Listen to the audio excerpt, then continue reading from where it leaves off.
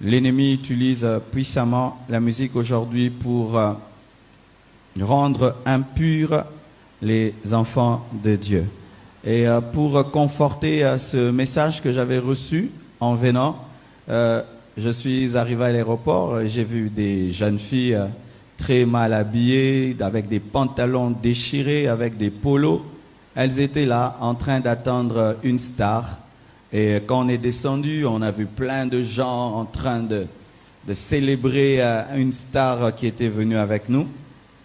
Et bizarrement, parmi ces personnes qui étaient là pour célébrer la star, j'ai vu des filles aussi qui connaissaient le pasteur Marcelo et qui ont laissé un peu les choses de la star et puis ils ont fait Alléluia et puis ils sont rentrés dans les choses de la star. J'avais voulu leur dire ne me salue pas, continue ce que tu es venu faire. Donc ce sont des personnes qui fréquentent les églises, qui écoutent la parole de Dieu, qui aiment bien les hommes de Dieu, mais qui aussi sont attachés à la musique mondaine. De plus en plus, c'est cette race-là des enfants de Dieu qu'il y a dans les églises, des chrétiens sans frontières, des chrétiens sans frontières. On ne sait plus qu'est-ce qu'ils sont vraiment. Ils sont très bien quand ils prient, et ils sont très bien quand ils aiment les hommes de Dieu, mais à la fois, dans leur cœur, il y a aussi des serviteurs de Satan qui sont en train de suivre.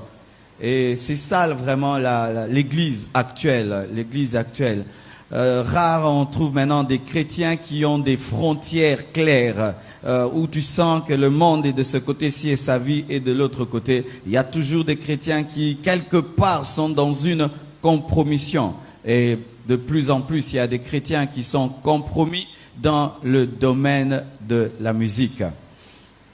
Aujourd'hui, je veux seulement expliquer l'envoûtement. C'est tout. Amen. Hein? Et c'est à partir de mercredi et vendredi et dimanche que nous allons entrer en profondeur. Amen. Et la parole de Dieu dans Galates 5, verset 7 nous dit ceci.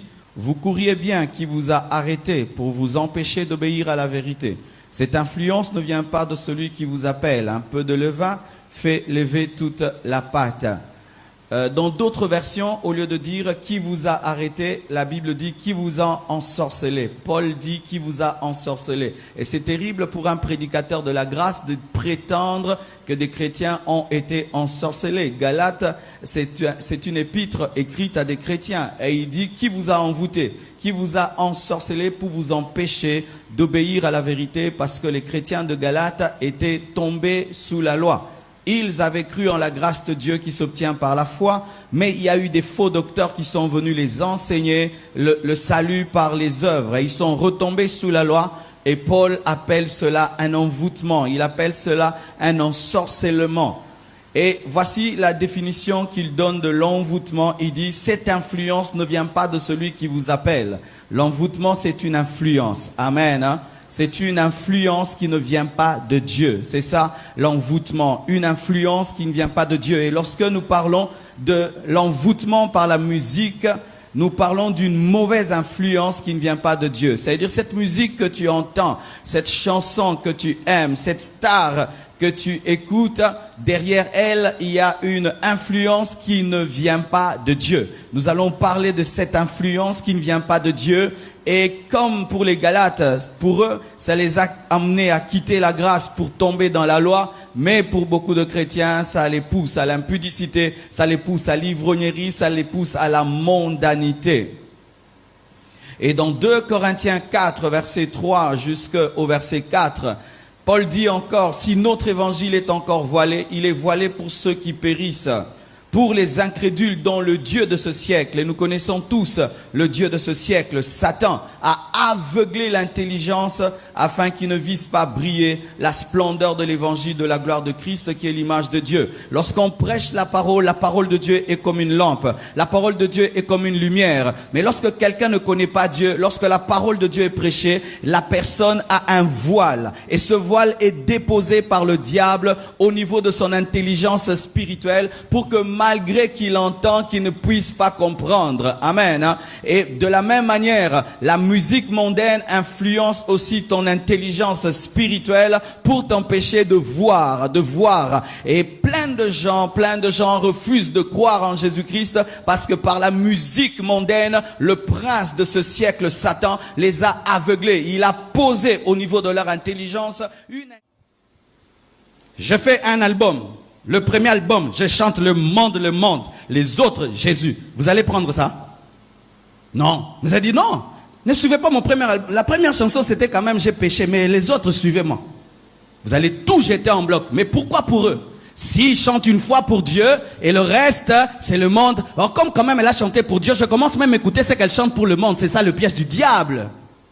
Nous ne nous sanctifions pas par des actions. Nous nous sanctifions par la foi et en nous consacrant. Il faudrait qu'elle puisse naître de nouveau. Et si elle naît de nouveau, elle va tout abandonner. Ce n'est pas que dans l'album, elle chante le ciel. Et puis dans les autres albums, elle chante le lesbianisme.